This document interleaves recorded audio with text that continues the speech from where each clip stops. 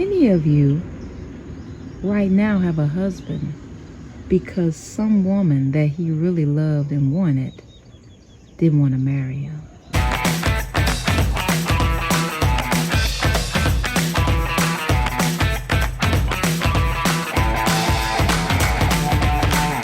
People think that they can accept or reject truth based on how they feel about it. Your feelings don't change the truth. The truth is just gonna be there. You can feel any kind of way you want to feel about it. This is not a celebrity channel, but I will use current events involving celebrities to discuss things that we battle with. News, celebrity news, as people or characters in a book that you discuss and analyze and synthesize, and then you create your own thesis and you write your paper. That's how life is. It's our thesis, and we use these different details to support each part or each paragraph of our life. Let's use that as a base for discussing something. I saw Tasha K's video and her take on Nia Long, and both Tasha K and I are Pisces, so I really can identify with Tasha K's personality. And she did a video recently about Nia Long and her situation, and I right away said, thank you, Goddess. Finally, someone who, oh, shit. Damn, I was almost, I know, huh? Scared you too, huh? We both sitting there like, damn, can y'all see? Sure. Because I just like her delivery of this message. I spoke on this a couple of years ago, when it involved the death of Kim Porter, and everyone felt so sorry for her, and she had Puffy's babies and he didn't marry her. This narrative about women not being married or men staying with them and being engaged to them for a long time but not choosing them. And marriage has always been about coins, not commitment. Coins. Marriage has always been about coins, not commitment. It has also been about community. It has been about leaders, not love. Since ancient ages, people have gotten together for all sorts of reasons, but not because they loved each other or because they were even meant for each other. They were together to secure a bag. And to be honest, not much has changed. Most women who talk about marriage, more of them speak on the security that they receive than they do the love that they get. I don't know what the percentage is. I'm not going to give a percentage. But we know there's a large percentage of cheaters in the pool who are married. Excuse me, sir. Excuse me. Do you have time to talk about our Lord and Savior Jesus Christ? Hey, don't run from the Lord. Where are you going? If since ancient ages, it's never been an institution built around love and commitment, what makes you think that an institution today, with all of what we got going on, we're not even committed to the communal part of it? We marry and it becomes our business. We're not even bringing communities together. We're not even bringing blended families together. Many of us, we still have baby mama drama, daddy baby drama. We want to secure a husband, but then take issue with him still having some form of relationship with the other children in his previous situation. We haven't decided that we're going to reserve ourselves as virgins until we get married, having children out of wedlock. We're marrying for so many other reasons, but the one thing that hasn't changed has been securing a bag. Security. Coins, not commitment. If Black women are now more secure without marrying, why should they marry? If women now can be more independent and not have to rely on the income and the financial advantages of a man, why must she then submit to an institution that has always been based on her being her husband's property? Property. We want to be selected and picked off a shelf. The entire institution has been based around the woman being selected or chosen, just like any other good or service or property. Black people want to talk about the breakdown of the black family, how we used to be, how the welfare system took advantage of black women. All of these things that we say broke down the black family, but our families actually never started as a nuclear base. That's a very new concept. That's like, what, 1920s?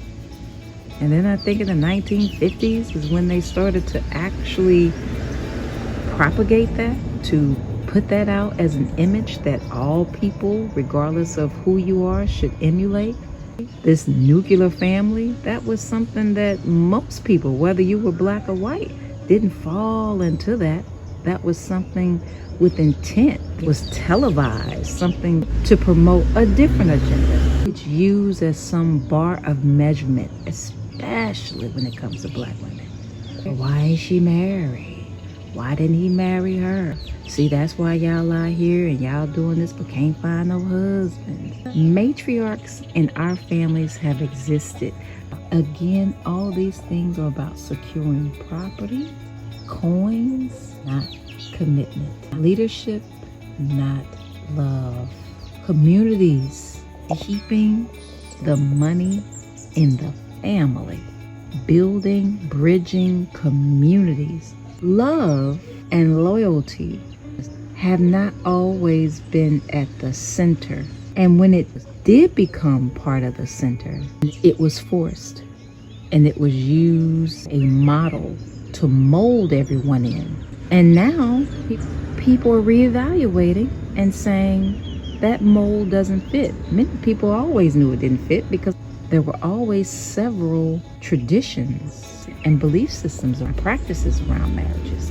If now people are saying, I'm not doing that, why should they continue to do it? And why should we continue, many of us as women, to look at other women and compare her to our situation? If you are one who believes in the institution of marriage and it works for you, you don't need to shame women who choose not to. Because I'm going to tell you something. Many of you right now have a husband because some woman that he really loved and wanted didn't want to marry him. I'm going to repeat that. Many of you right now have husbands because some woman that he really loved and wanted to marry didn't want to marry him. So rather than you walking around here shaming and talking about single women, hoes, wanting to wreck homes and destroy and tempt and low-hanging fruit, and there have been concubines and mistresses since the beginning of time. And to be quite honest, many of those concubines and mistresses kept the marriage together. She played a role, his wife played a role. Ain't nothing changed. The only thing that has changed is the lie that we tell ourselves. See, when marriages were arranged, and many of them still are, when the system of polygamy, which it still exists, many people are moving back into those traditions or returning to those traditions, or if they've always lived out those traditions, whatever the case, people are pursuing and considering them because they feel closer to their truth.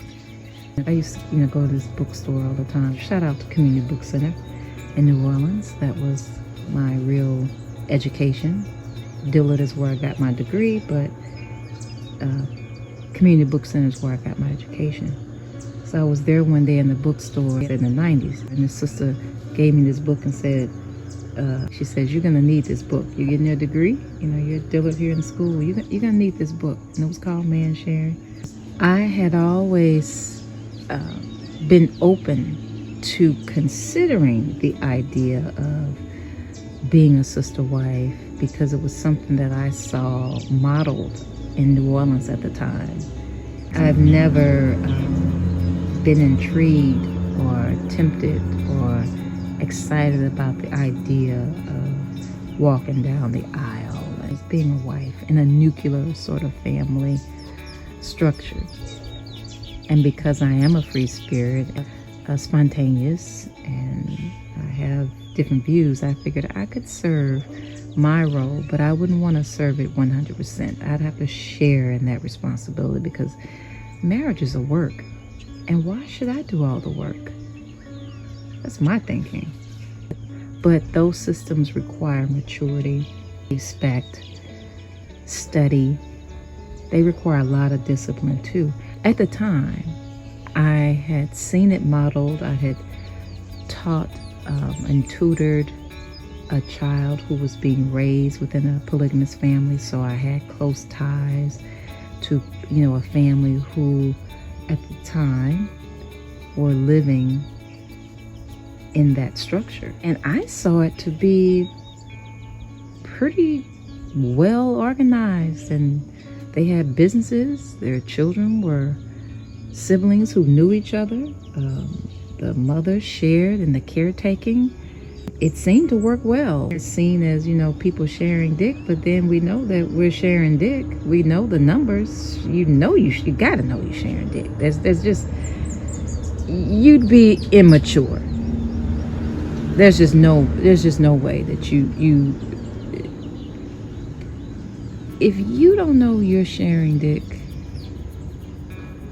just click off right now. Just stop the video. Because you're sharing dick. And if you're not, kudos to you. And kudos to him. Kudos to you, him, and his penis. I'm going to say right now, I'm sure that there are no absolutes. So I'm sure there is somebody that's not sharing dick. Okay. But if we just had to go by the pure number of men to women, 9 times out of 10, can we say that? Can we agree on that? Just as a cliche, 9 times out of 10, just to indicate a lot of us are sharing. So with that in mind, that being organized for the sake of our children, being organized for the sake of our businesses, being organized for the sake of building legacies depends and evolves around our need to look at marriages differently. And they go back to how they started from the very beginning. So we've come full circle, which is coins over commitment. The commitment is the commitment to secure the coins and the legacy and the leadership. Love, it's a byproduct. If love is the basis, that's an emotion. It's going to fluctuate. It's going to change, which is why people always say, we just changed. We just different. Well, yeah, because if it's built around an emotion, emotions change. And if they don't, you're lying or you're not living.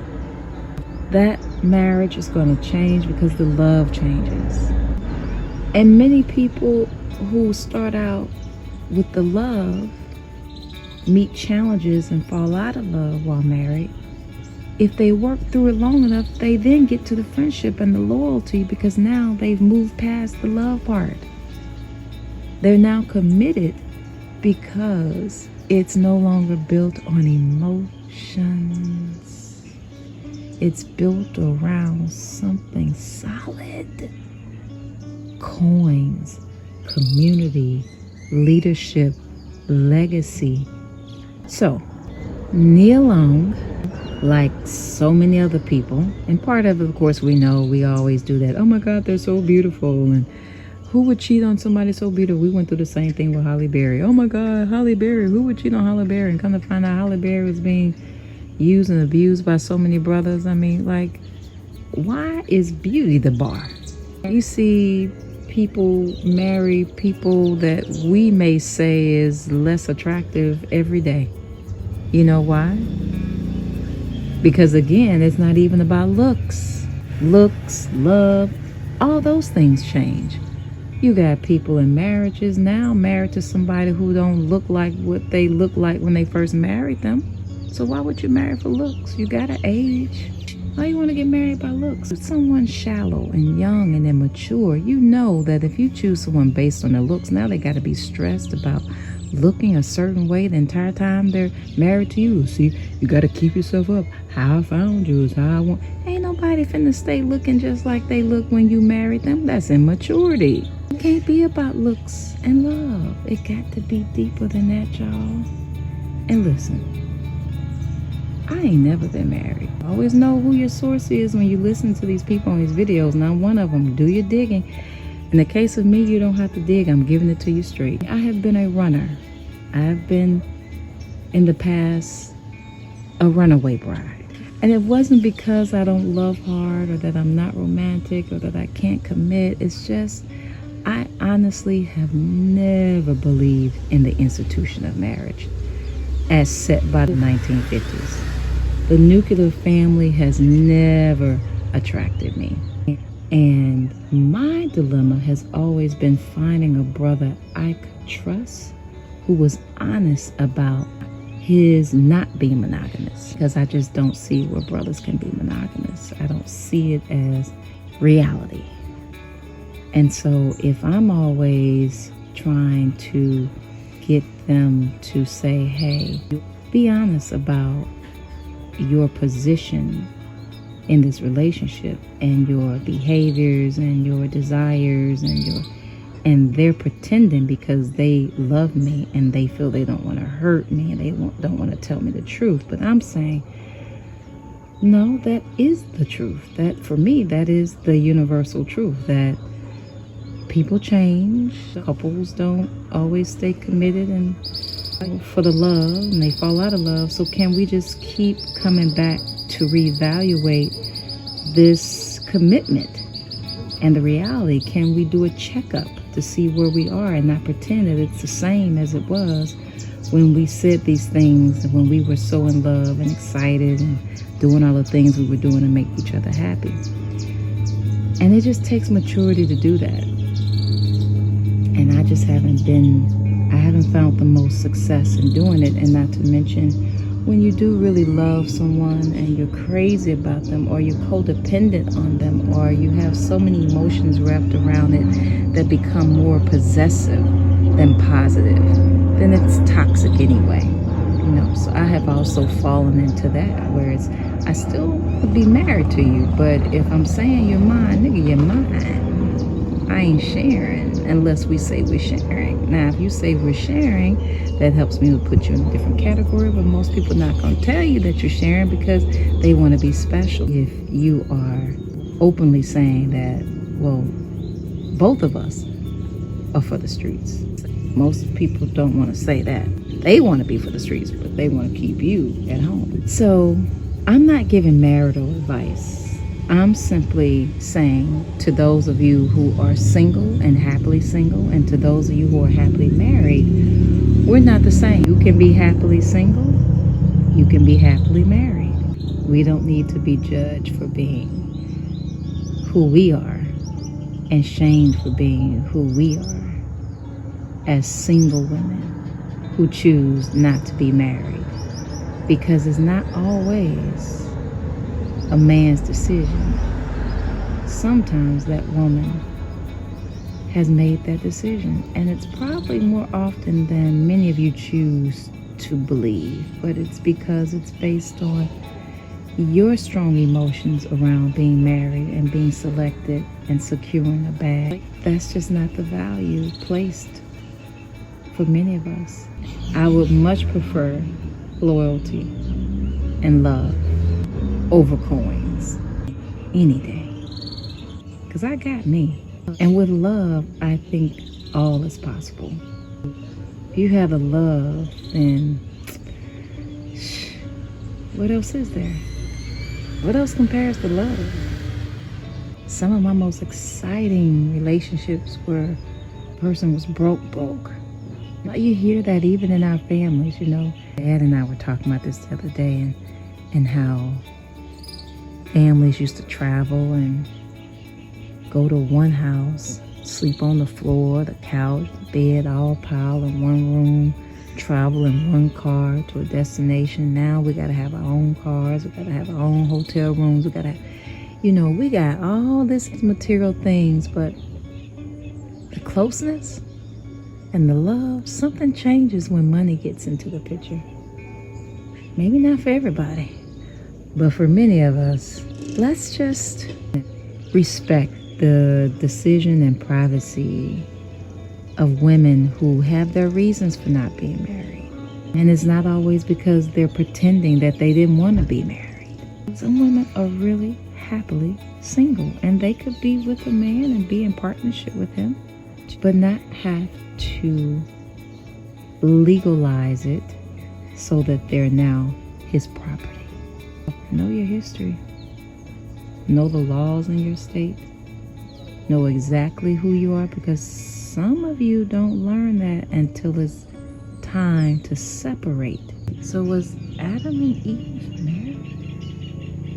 Or were they just chilling in paradise? Was Jesus married? I'm bringing up that because for a lot of you, Christianity is at the core of why you say we should be married. But then you look at people of the Bible who were not, including Jesus himself. Jesus was single. What would Jesus do? Jesus would be single. And on that note, this has been Spine Shine Goddess. Give it a thumbs up, give it a thumbs down, hit the bell so that you know when I'm uploading my next video. And until next time, be peace. But if you have to be war, be that too. Peace out.